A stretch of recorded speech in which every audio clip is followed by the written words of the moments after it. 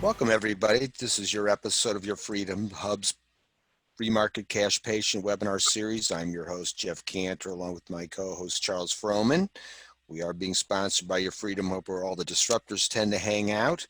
Also, very importantly, all of these episodes are being recorded. And so if you'd like to get future notices, you'll want to use this upper link to subscribe, and you'll get a notice every week. And then other than that, these are posted every weekend. So every Monday, in other words, you'll see these new videos at all of these three channels. So whichever one you prefer. And just to give you a little detour, here's the main website is the sponsorship. Here's just an example of some of the video channels. And you'll see there's quite a lot of stuff that you'll want to check out. And there's some great ones that were done in the past and plenty to see in that regard. So that's where we're at for the past, but let's talk about what we're going to be doing tonight. So Charles, why don't you kind of give us a nice little intro here? Gladly, Jeff, and welcome, Kishore. Kishore Jethanandani is a writer at Techopedia and editor at Futurist Lens, and he develops business at a San Francisco medical tech company, eyeCam. He has contributed in the past at the think tank Heartland in Chicago, and he has his MBA from Regis University. He does have a lot of past clients, if you look at his LinkedIn page. And he also manages a Facebook group, Support Market-Based Healthcare, where he posts daily. He likes to comment on all the big health issues. Jeff and I have gotten to know him over the past couple of years as we've tried to create the cash patient market as featured in Forbes, and Kishore always offers constructive criticism. So tonight he's going to talk about the technological and market innovations that any health professional needs to know about if you're going to survive in this disruptive, innovative market that's going to bring us a much better healthcare system than we have right now. That's our intro, Jeff. Sounds pretty impressive to me. Let's see what we have in store for us. Kishore, I'm going to give you the sharing responsibility now. My action has been long enough so I can dive in right away into the presentation. So let me just first spell out the main issue. And that issue is how can small independent practices grow, not just survive, in this environment of pervasive consolidation where large hospital complexes have merged almost all the existing practices. So it seems like independent physician practice is like an oxymoron, but I'll argue here that the contrary is true. And if you just look at the incumbent industry, then it seems impossible to survive as an independent physician. But there's technological change taking place, which is science-driven. And science-driven innovation is disruptive. It opens up new business opportunities. It appends business models. So I will show, just taking the example of direct primary care physicians, and that's just one segment, how it is well positioned to take advantage of at least some of the markets. So let me go into detail. There's something about me which has already been covered. So let me just talk about the similarity actually between the telecommunications industry in the early 80s and the healthcare industry today. Back in the 1980s, telecom was a monopoly, and everybody thought that it's a natural monopoly, which couldn't be competitive, had to be regulated, but look at where we are. And there was this famous court case back then it was a fight over cordless phones. I mean, it was extending your ability to respond to a telephone call from anywhere. And that case went on for 8 years. And I find a striking similarity between that and the court case over Obamacare's repeal. The same trivial issues you're talking about, you're not thinking about the value you can create as a result of this technological revolution that is happening in healthcare industry. So I got interested in healthcare industry because I'd been in telecom before. I'd seen a similar pattern of behavior. For the last 10 years, I've been managing this group on Facebook, Support Marketplace Healthcare. And over the last 2 years, I've noticed an increasing interest in market-based policy making, which is fabulous. So if you were to summarize the dysfunction in the healthcare industry, I think this graph pretty much does a pretty good job. It shows you the difference between the prices that hospitals quote, and this is only for bypass surgery, coronary bypass surgery, but it's a good illustration of what's happening. The blue lines show the prices that the hospitals quote, and the red line shows the blue book price of that same procedure, which is way down. It's just totally out of whack. It makes just no sense. And it just reflects the degree of consolidation in the industry. You see that this consolidation picked up momentum between 2000 to 2010 to 2015, and most of the hospital mergers took place.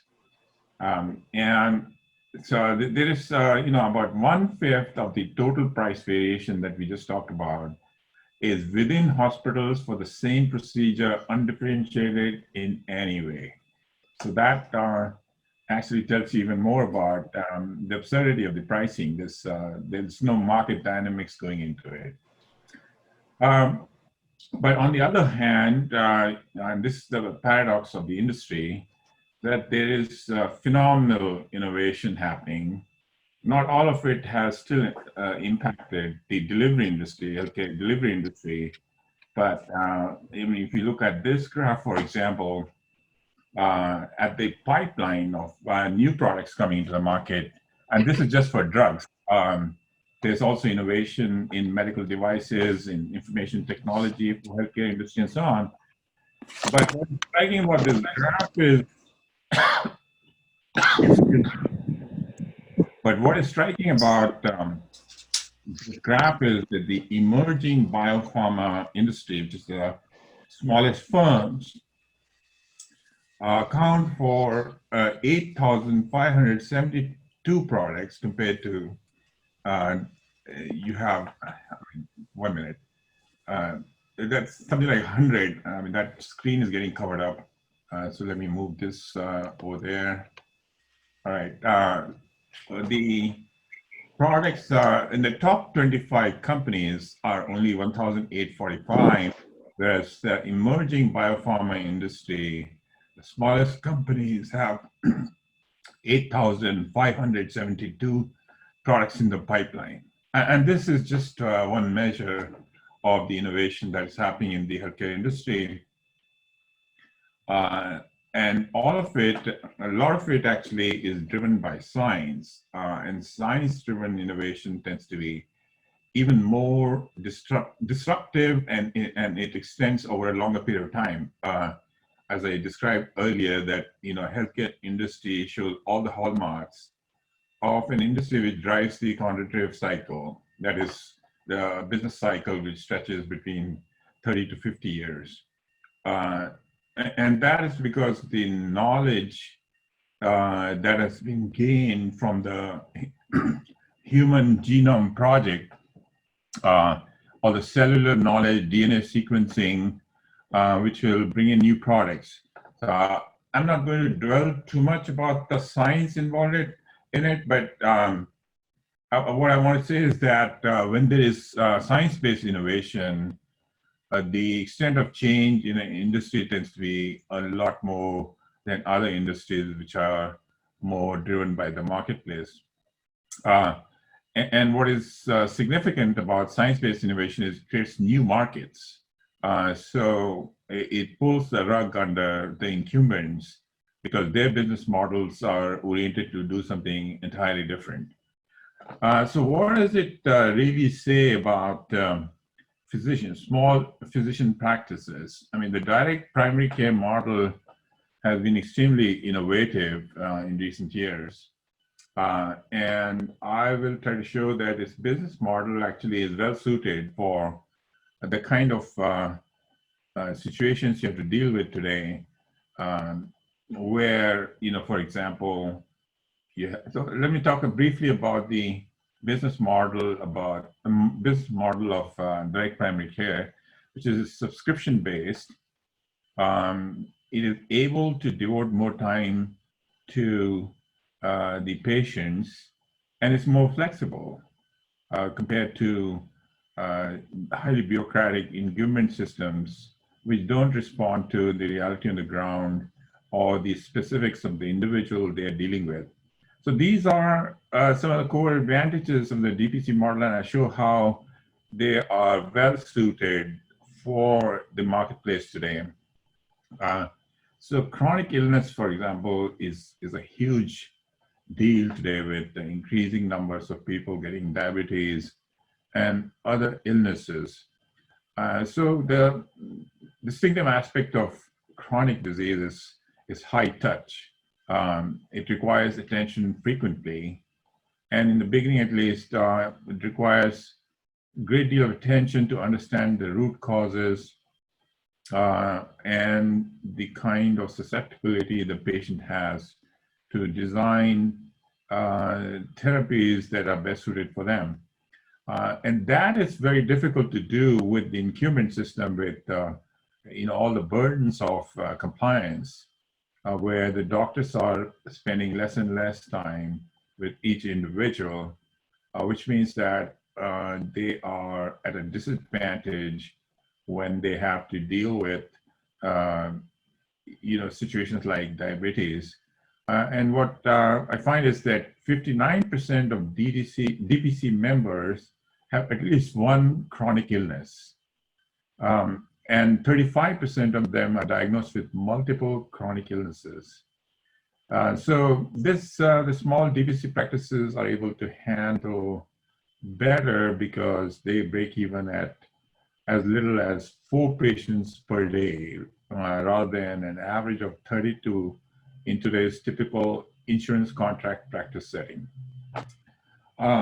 So some of the DPC practices actually have gone further. They realize that telehealth can work to their advantage. So, I've had discussions with DPCs, and if you only talk about telemedicine, they tend to be dismissive about telemedicine. But they realize that once they get to know a patient well, then telemedicine works really well. But to just use it as a toy, telemedicine, it's not very beneficial because you can't do the testing for the patient in your clinic if you use only telemedicine. And this is particularly the case with rural areas where the trade-off is very simple. It's a trade-off between convenience, cost, and proximity. And so for them, it's harder to go and meet a doctor. So telemedicine is doing rather well in rural areas. In urban areas, the trade-off is a little more complex because they live in proximity of the doctors, but it's still like if you have to go frequently to the doctor, it's a pain. So if you have something like diabetes, you would rather that the doctor supplemented care with telemedicine as well. I mean, of course, it helps to be close to the doctor face to face, but considering that there are several therapies which require continuous attention and um, frequent attention. So in that case, telemedicine works rather well. And, the DPCs are not encumbered by fee for service because they have a subscription model. They can see you in a number of times. So I found one example, and I'll do that for the others as well. An example where DPC, well, not exactly DPC, but for cash clinic signature diabetes. It works for some self-insured employers, so it's still cash-based. They have used these Israeli-based companies, Dreamed and Dario of Israel. And I've inserted a YouTube video if somebody wants to find out more. It describes how the solution works. So let's go to now preventive care. Preventive care is again, first of all, people are realizing that there are a lot of situations where you can avoid disease altogether if you take the preventive care. And aging is one of the big problems. It's highly correlated with chronic illness. And there are studies to show that with good preventive care in primary care clinics, you can reduce mobility. So, I found this interesting case of a doctor. She was actually an emergency physician, and she got burnt out. Just too much work, very stressful. She didn't have time for her children. So she gave that up, and she took up biorestoration, which is, it's a mix of regenerative medicine with stem cells, hormone treatment, sleep treatment, microbiome, and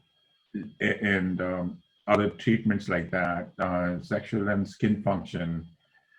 So I saw this video, and she looks definitely very happy with what she's doing.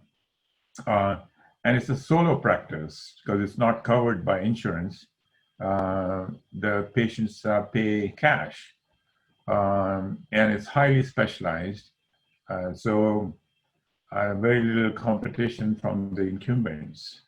It creates room for an independent physician to grow and thrive and do it medicine as they really want to.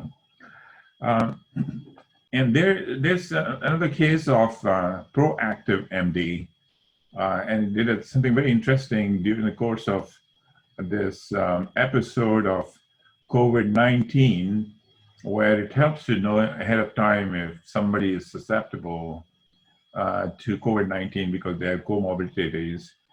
So what they did was to use their analytics software to identify patients who would they anticipated would need attention and do it early rather than later. So they use the algorithms to reach out to patients who could be served early to avoid getting infected. I found that particularly intriguing that they were doing this. All right. So, in addition, what's happening is that there are segments, niche segments that are getting created because of the technological transformation, and microbiome is one of them, which is a way to do personalized medicine because you have knowledge of the specifics of your patient's gut. Microbiome is considered to be correlated with IBS, type 2 diabetes, lupus, arthritis, and aging. So, I have lots of stories to tell about this because I had for years an undiagnosed issue with my gut, and what happens often is that the regular doctor will reflexively ask you to do colonoscopy, endoscopy, which I did a couple of times.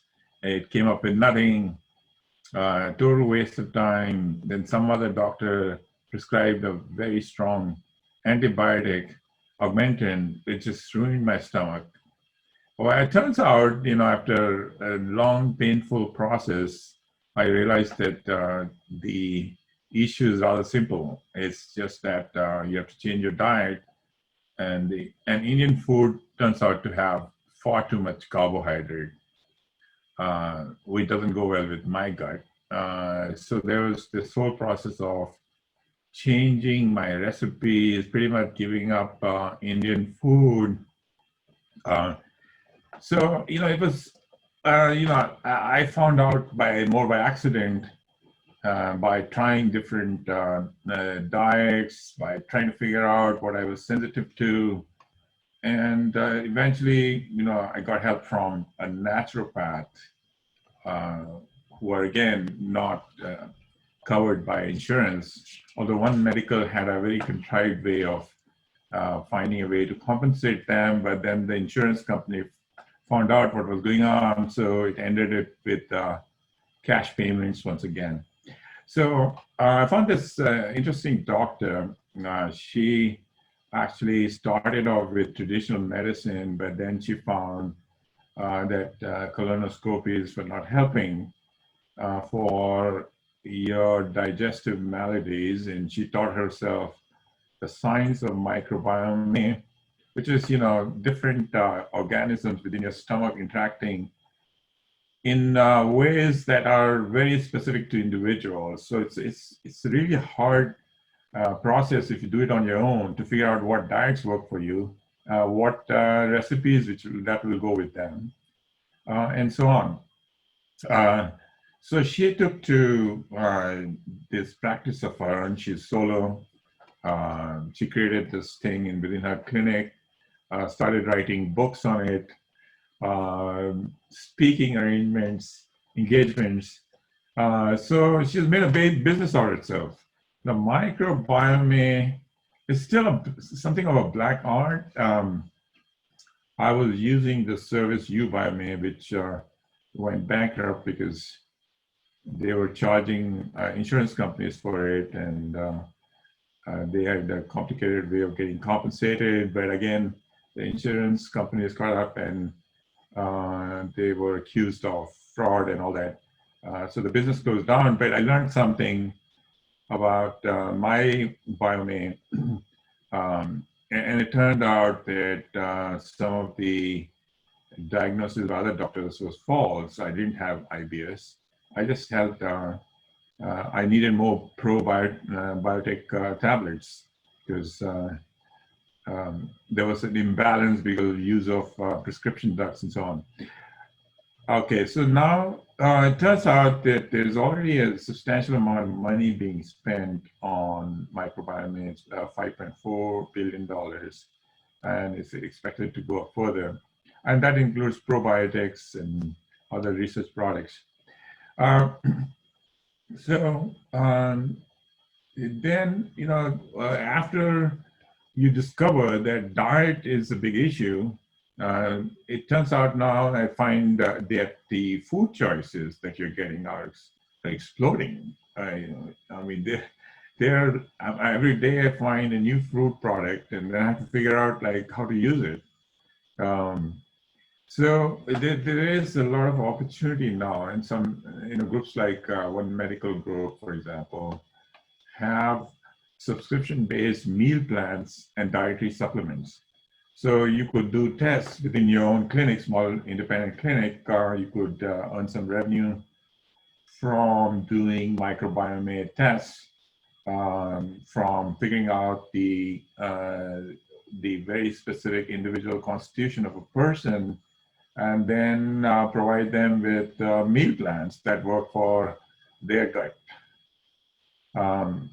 which can be. I tried to use it in One Medical. It's sort of hard to schedule it in a way that is consistent with what you have in your refrigerator. So I discontinued it, but I can see the utility of having these, subscription services which provide you with the recipes and maybe videos to help cook that food and so on. And with all the difficulty I had in figuring this out, my gut is finally at peace. I'm not constantly being bothered by these strange noises coming from the gut, acidity, and I mean, there are drugs for acidity. I mean, that's kind of absurd because once you take out the wrong foods you're eating, you don't need drugs for acidity. It just goes on and on. Similarly, gas. I mean, I use keto diets now. There's no gas. So what I'm trying to tell is that increasingly independent physicians will have opportunities because they can use information to provide personalized therapies.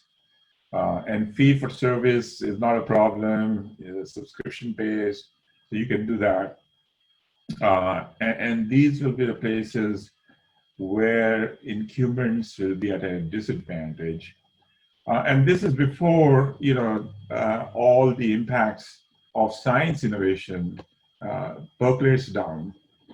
As science-based innovation expands, there will be other opportunities to do testing, personalization, and probably other business models coming up. At the moment, direct primary care physicians are the most prominent. So I guess I'll stop there, and if there are questions, I can talk more. Okay, great. That was good. And anybody that has questions, definitely please use the raise hand icon. What's really interesting what you were talking about, Kishore, is the fact that this is going to become a driver in the country, as it were we used to look to big tech and so on. And as you see what is going on, and then now with this COVID thing kind of breaking a logjam even further, a lot of this stuff could really accelerate, which is pretty exciting because it really does come down to individualized medicine. There is no one size fits all in medicine. There might be in t-shirts, but there definitely isn't in medicine. So this is good news. Let's take some questions here. Paul, I see you've got your hand up. Yeah, thank you. Great presentation. When we talk about customized medicine, I think of genetics as well. Do you think, I know we're kind of a little early with that, but do you think, for example, when we talk about the biome, do you think that will play in as far as genetics and treatment? Yeah, I mean, that again feeds into the data that you have about the patient, and it's definitely extremely useful for anti-aging practices. And the one I had here in a video, she describes at great length the data that is coming about stem cells, for example. The whole thing about regeneration therapies, which will help to reverse aging. Regenerative medicine, I think that is one place where its use will increase considerably over the next few years. Yeah, very good. Thank you.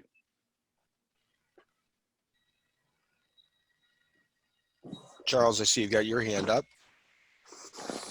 I do, and seeing some of the great participants, Jeff, in this call, I'd be curious to put some of them on the spot to comment on what Kishore has said. For example, Dr. Benz is involved with AI assessment that certainly would mesh well with these innovative independent practices to exploit the personalization that a lot of folks do see as the future of medicine. I think, Jeff, even at the Cleveland Clinic, about some personalized efforts at some of their more integrative wings.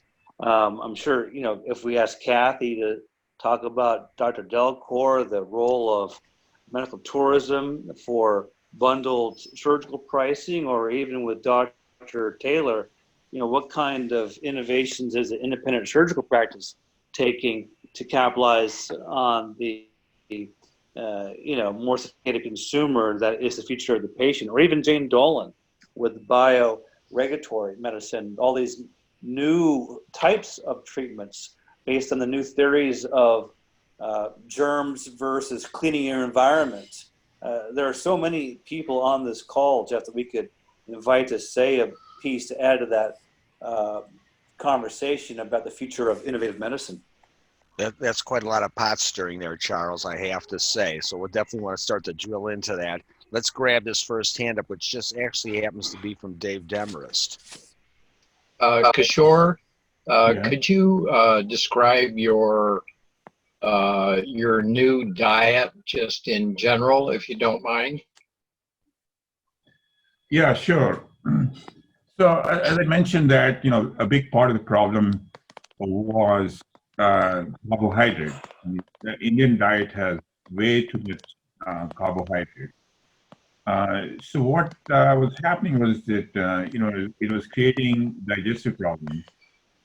So like in my latest visit to India, which was after 22 years, when I went there, so again, I had to have more rice and wheat, flour-based chapatis, and my digestive system simply stopped working.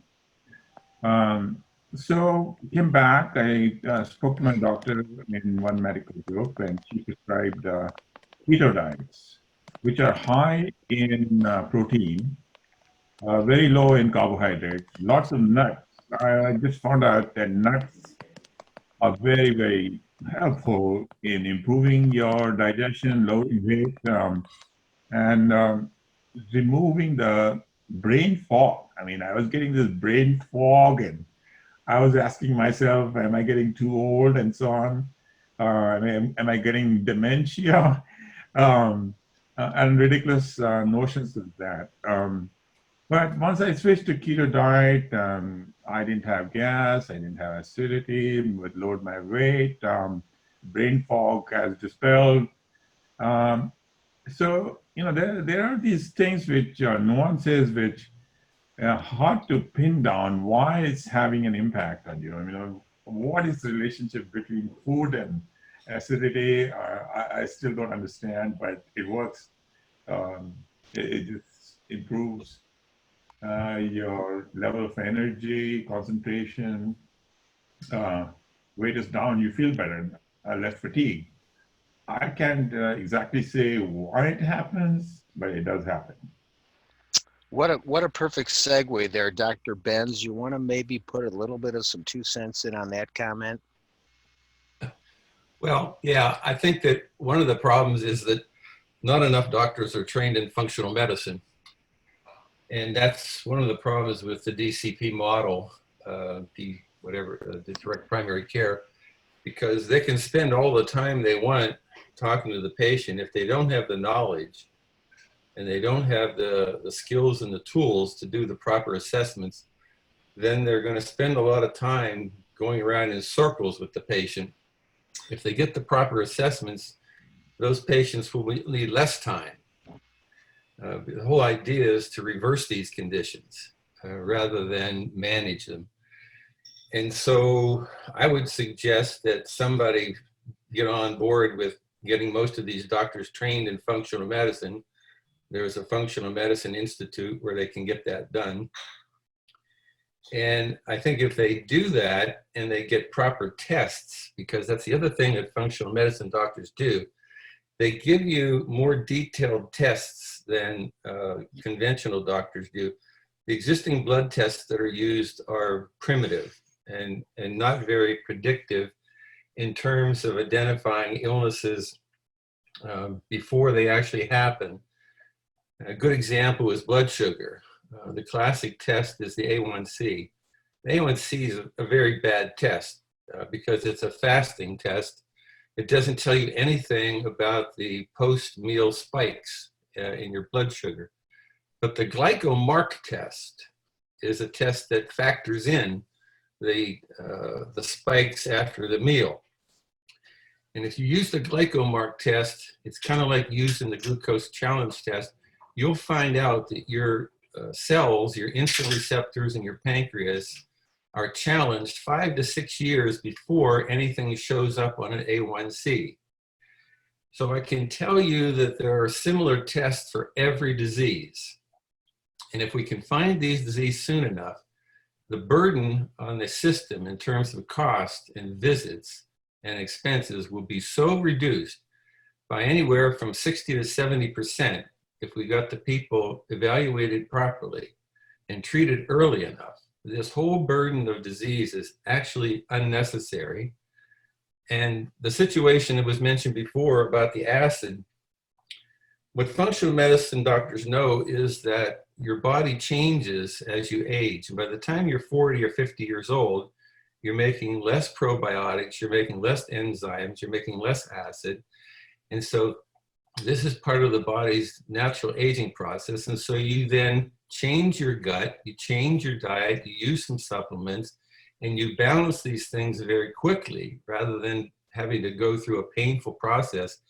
And so the culmination of this is an artificial intelligence platform based on functional medicine, where you look at your detailed health risk assessments, your more advanced blood tests, your genome information, which will eventually be converted into a phenotype system. There's a new system in London that now can measure your phenotype, the first one in the world. And it takes all that information and juxtapositions it against 40,000 clinical trials. And what it shows is the behavior of 5,000 enzymes in the body. The enzymes are the precursors to the development of all disease. And so with this particular artificial intelligence platform, it will point you in the direction of every chronic disease that's developing in your body and will give you a probability of the date and the time and the degree of probability that that disease will happen.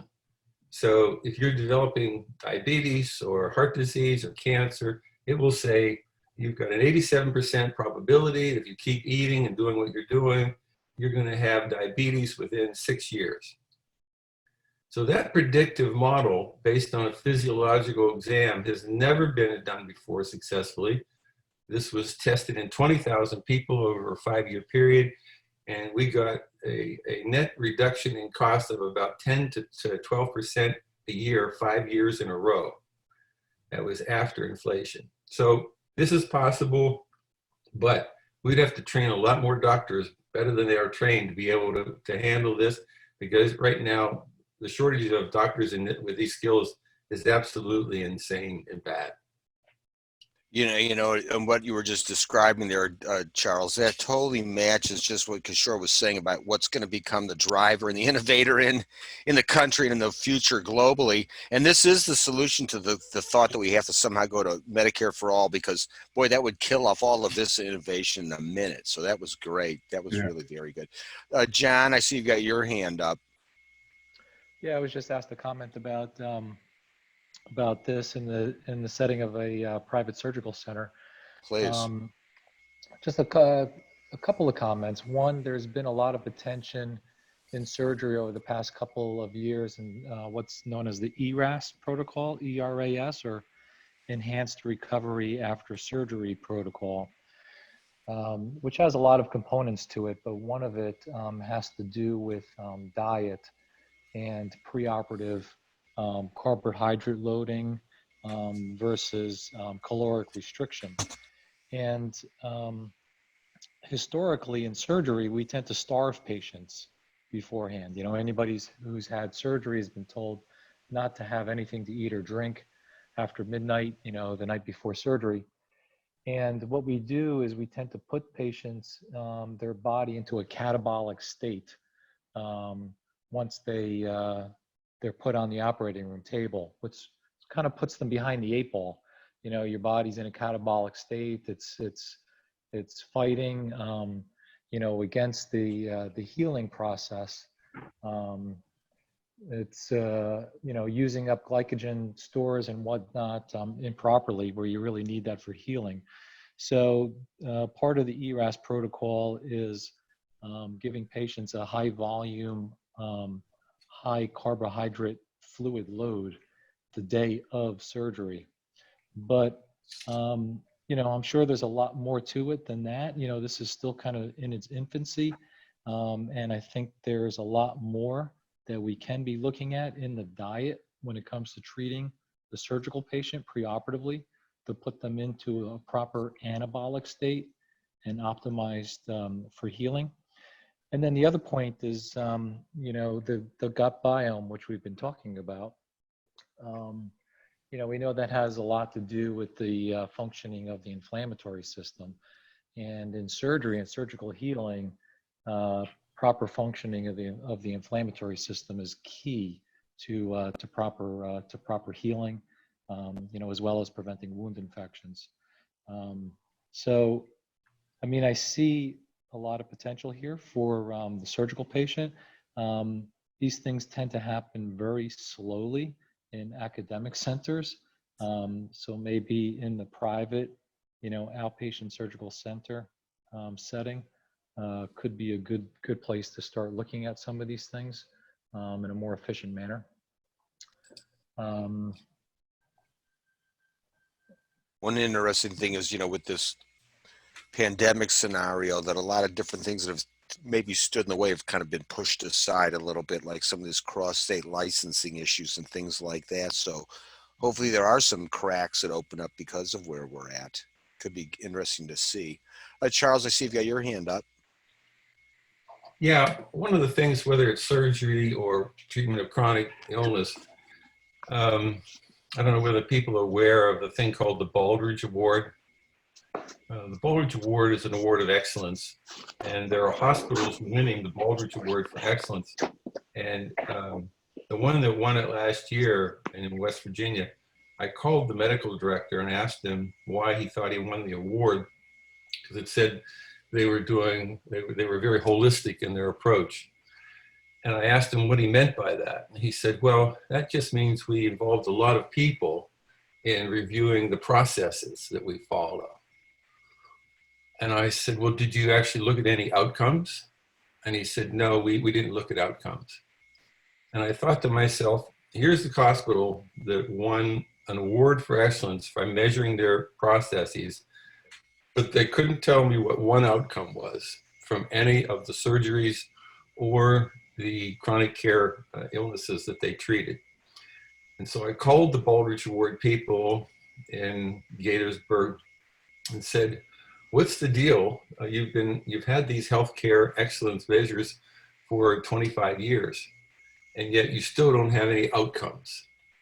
That to me seems absolutely absurd. And she said, well, would you mind helping us to develop some? And I said, sure. So I wrote them a paper and I presented it. It's online at Total Health Magazine. It was a quick paper just explaining how functional medicine doctors are able to determine their outcomes very efficiently and very accurately. And the fact that we have a medical system that does not measure outcomes for everything that's done in every hospital is, I think, another disgrace. And so I hope that the gentleman spoke earlier about the ways to enhance the healing process after surgery is able to help to develop these outcomes, because with the right diet and the right treatments, these outcomes for these surgeries can be improved by 50 to 60% in terms of reoccurrences, in terms of the time it takes for them to recover. We have this evidence all over the place, but it's not in our institutions, and that's a disgrace to our healthcare system. It also shows why we're all focused on the wrong problems and issues. If we really just got the right direction, things would dramatically be better. Charles, yeah. I see that Mr. Froman, I see you got your hand up. Thank you, Jeff. And I was chatting with Jane Dolan, and to clarify what she could add to Kishore about, it would be the Bioregulatory Institute. So Kishore and others have mentioned the biome, the gut.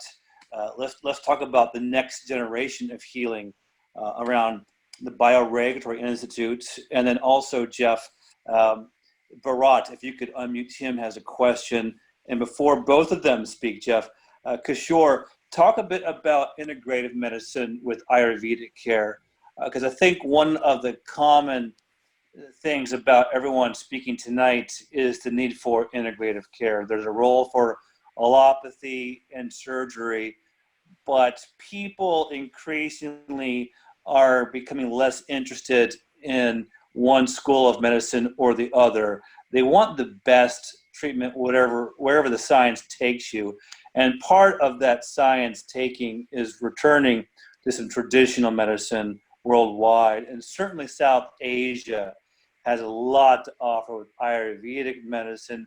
We've had an Ayurvedic presentation before, yoga, meditation. All of that is critical to health. Do you have any comment, Kishore, about traditions that India has to offer? Yeah, I've used Ayurvedic, and that was the first thing I used as a method of preventive care. And it was very helpful. It's particularly helpful when you go for these retreats. For some reason, the recipes of Ayurveda are not easy to reproduce. I think those skills they learn from their sadhus, the gurus. It's directly transmitted to their chelas, that is their prodigies. And it's not easy to find those recipes outside of the retreat centers. That I found is a big problem. And over time, what I've come to the conclusion that there are a range of preventive solutions. So somebody just mentioned functional medicine, which I started to use with Biome, but it got interrupted. And then, I've learned a great deal about allergies. That's another problem that remains largely unresolved, which initially I treated with Ayurveda, and it was simply a question of giving up dairy products or the processed dairy products. Now, fortunately, we have a massive range of new food products coming out with small shops, which are very innovative. I'm not using Amazon that much now. Whole Foods still useful, but there are, like keto products or paleo products, there are shops for that. So allergy, I had a huge problem with it. Initially, I used essential oil, which is a tea, I forget, eucalyptus oil. That was very useful to start with. But then over time, it got worse. And eventually, I had to get a surgery done. But surgery alone doesn't help unless you have polyps. Your polyp surgery helps. But now I'm discovering that allergy is due to some deficiencies, so supplements. So supplements, Life Extension, for example, is a really good source of supplements that one can learn. But there again, it's like the science is a little obscure. It has to be translated into something that is easy to understand. So you don't necessarily have to go to the doctor for every little thing, or maybe, some assistance through telehealth would help to figure out exactly which supplement would help you. So basically what I do is I listen, I go to the YouTube. Therefore, yesterday I heard a lecture by someone who spoke about allergies and what are the specific deficiencies that cause those allergic reactions. And, I'm just going to talk to my doctor and see how I should resolve that issue. Because even after surgery, I'm still getting allergic reactions. They're not as bad as they used to be. So bottom line, what I'm saying is that, that there should be clinics which specialize only in preventive care, a range of preventive care therapies, which could include or there could be a concierge which links together Ayurveda with supplements, essential oils, and what have you, microbiome, functional medicine. So, these professions are a little disorganized. So you don't know exactly where to go necessarily. You find out through friends. The big problem is, which one is going to work for you. Does that Jane, answer? I was going to say, Jane, if you wanted to kind of wrap that up a little bit between, what Charles was proposing there about a bioregulatory approach. Sure. Thanks, Kishore. Thanks for sharing your story as well. It's very impactful. So bioregulatory medicine is really at the root of science of self-healing. What is at the root cause of what's happening to people? And what's kind of interesting is when you talked about allergies, the word allergy actually wasn't even invented until 1906. And that was shortly after they injected people with serums, which is now our modern day vaccines. So that is one of the root causes for many people having allergies, which is quite interesting. But, as far as the biome is concerned, part of this, I think, is happening because we really have such low diversity in our food that we eat. We're eating basically the same three products of soy, corn, and wheat, and all of this is being processed and repackaged in many different ways, but it's really just three different products. In our past, historically, for thousands of years, we were foragers. We had so much contact with the universe and with our food that, we were able to pick up so much more diversity. So has anyone ever discussed that aspect with you, Kishore, or about how to add more varied wild things into your diet, Yeah, that's a great question. Yeah, that's a really good question. So yeah, I mean, to start with, I was on mostly Indian recipes, very similar recipes. And then, it was a question of what diet to switch to. And of course, people recommend Mediterranean diet and Japanese diet and so on, always tends to counter aging. But the bottom line I found out over time is that it's the diversity that counts. And Yes. what's encouraging, I find, is, and I'm exploring, I think this has become a fun activity, is to explore new food products now.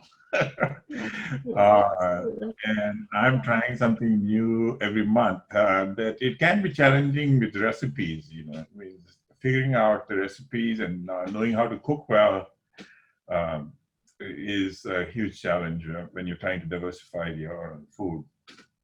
Absolutely. I mean, they say historically we're supposed to have about 20,000 different varieties of bacteria in our gut. And that between, the environment that we live in, having so much of the pesticides, and then anytime you take an antibiotic, you're going to decrease that to such a degree that we've really become like, our guts have become like a monoculture. So there's only very few species that are there to help us. And we need a very, very large variety. So when we come into contact with different viruses and germs, we have that capability within our gut to be able to help combat that. And that's one of the main issues that we're seeing, I think, today, in the health of people. But just to make a distinction, with Charles, part of bioregulatory medicine has a huge component in functional medicine. We embrace a lot of that testing. It can give such insight into the body. Where we differ slightly is that we also look at the energetic part of the human being, where we are a energy voltage containing system. And if we don't look at that aspect of it, what are we doing to restore voltage within our body to make our cells function properly? We're really missing a huge component of what makes us healthy.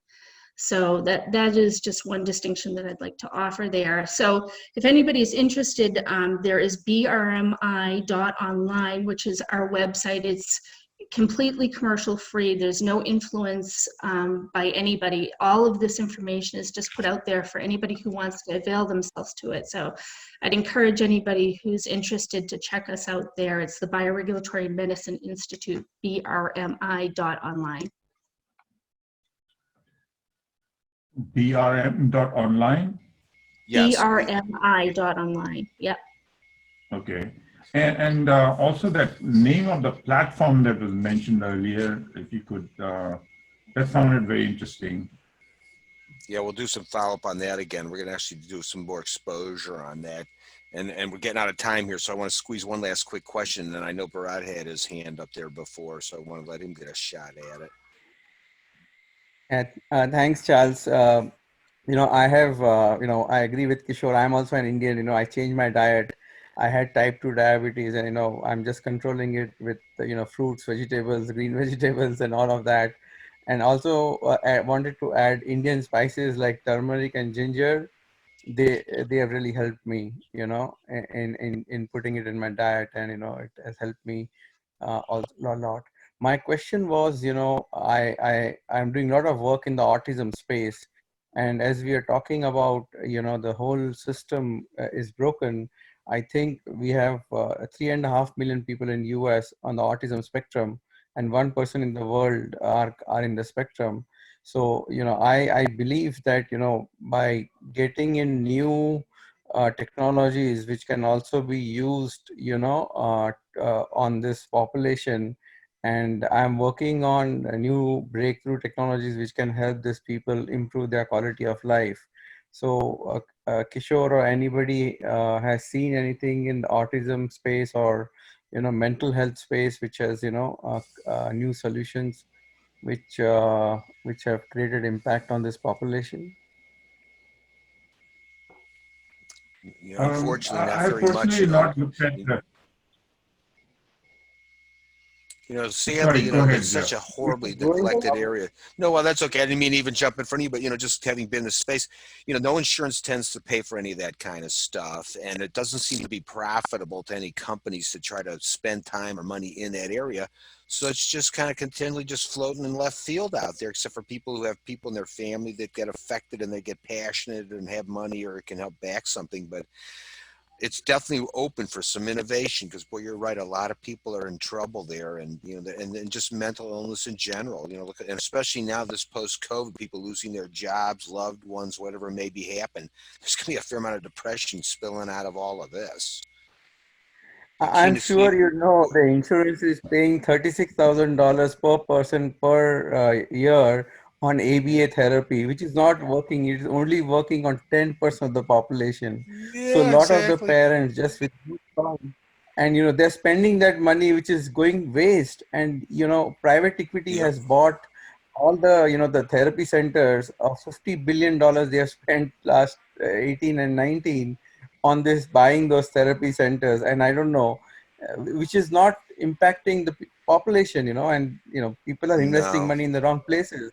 No, and that's why the whole idea of the individualized practices and this drive to the more of a cash-oriented basis, everyone could just function like a separate business, and because then they'll attract the clients because there's plenty of people who have the need. They just need to be able to cut through all this corporate clatter. Jane, why don't you squeeze a last comment in here because we're definitely going to run out of time here in a minute. Sure. So to Bharat's question about what is being done for the autism community, one of the organizations that I know about is called TACA, and they used to be called Talking About Curing Autism, but I know they've renamed themselves since. I just can't think of that. But one of the first things that they encourage parents to do is to have their kids go gluten-free and casein-free. So gluten obviously is in wheat, and casein is in milk and dairy products. And usually within about 4 to 6 weeks, they'll start to see huge gains from their children for the first time in their life. Sometimes nonverbal kids are speaking for the first time. Beyond that, a lot of the people in the autism community do avail themselves to bioregulatory medicine, which we then start to detoxify the body. We start to try to attack getting out the heavy metals and the things that are probably at the root cause of the autism. And that also can, bring them to other phases. There's also something really interesting called neurological reorganization, which is you basically take somebody back to their very early stages of creeping and crawling, and you have them go through those patterns again. And that can be profoundly helpful in reorganizing the brain and reestablishing some of those early connections that were lost while the child had such brain inflammation, most likely due to brain inflammation and heavy metal toxicity. Thanks, Jane. Can I get in touch with you, to talk further on this? Absolutely, absolutely. Thank you. So it's my email is jdolan@brmi.online, Yeah, I'll do and that. you can get it through Jeff as well, Yeah, you or can Thank certainly you. Charles. follow up with us and accordingly. And again, that's one of the key things by us conducting these webinars. It's not just only to learn individually, but to start to create synergies, because our only collective way to get out of this mess is to help leverage each other to success, as opposed to think of anybody as a competitor to anybody else. We're That's for definitely not sure. that. Our competition is this powers that be. So again, Kishore, I really appreciate it today. Look how much you've stimulated tonight. This is great. So thanks again for coming.